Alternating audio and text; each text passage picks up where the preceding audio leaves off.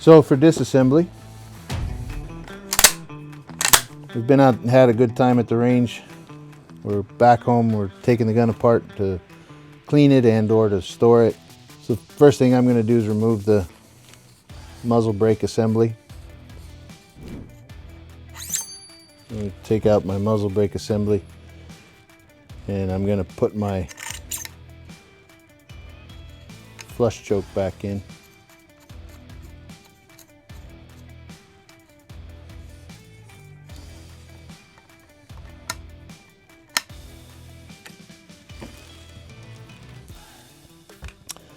The next thing I need to do is remove the Picatinny rail, because the Picatinny rail bridges the barrel and the receiver and won't allow the barrel to come off. I'm going to loosen that. The other thing to know about the Picatinny rail is that on this securing mechanism, this is actually cut to receive a hex key. So if you for some reason found it to be overly tight or wanted it tighter, it does have the option to utilize a wrench on it. So we loosen that up, swings over the top, that's releasing the rear of the mechanism. We rotate it to 90 degrees, at which point it will disconnect from the dovetail on the barrel, and we can set that aside safely in our case.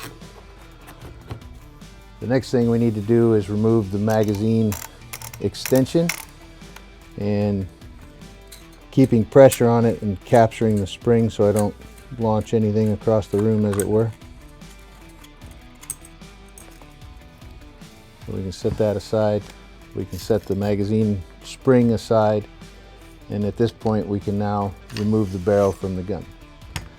This would be an opportune time again to clean the bore with your favorite bore cleaning products and brushes, etc. Generally a good idea to remove chokes when cleaning, and cleaning around the choke and inside the counter bore where it lives. Also, the cleaning process, if necessary, the choke wrench, as I said, has a thread chaser on it to help facilitate cleaning of that portion of the bore.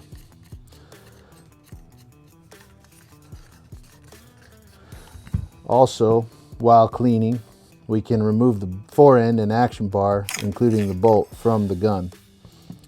The bolt rests on the action bar. It's not secured in any specific way other than when it's fully assembled.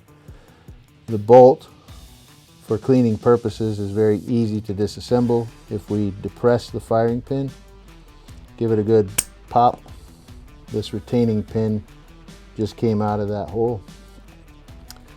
We've got the firing pin, we've got the firing pin spring, we have the bolt body and the locking member that all come out easily to facilitate cleaning, etc., etc. Reassembly is just reversed. We take the bolt, locking member, put it in the bolt body.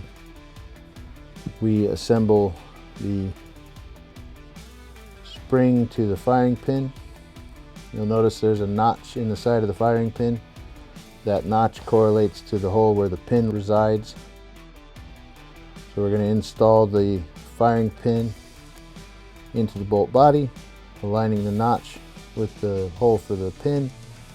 The pin here has a little bit of a head and is conical on the other end. It goes in from the bottom, slides into the gun, and then the spring tension on the firing pin will retain it. Clean these parts as necessary.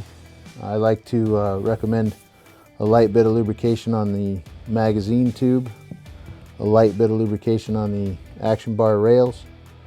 We're going to reinstall the bolt onto the action bar, making sure that we capture this small plunger and spring.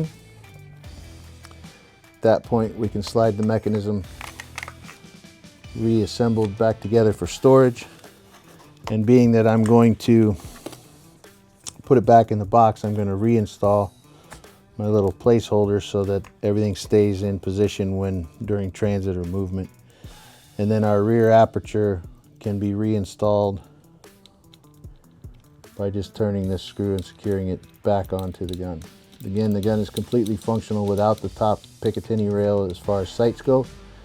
You can see on the barrel we've got the front sight that's there regardless of the Picatinny rail. On the gun we have a rear ghost sight that's there always. we can put our parts back in the box safely for our next adventure.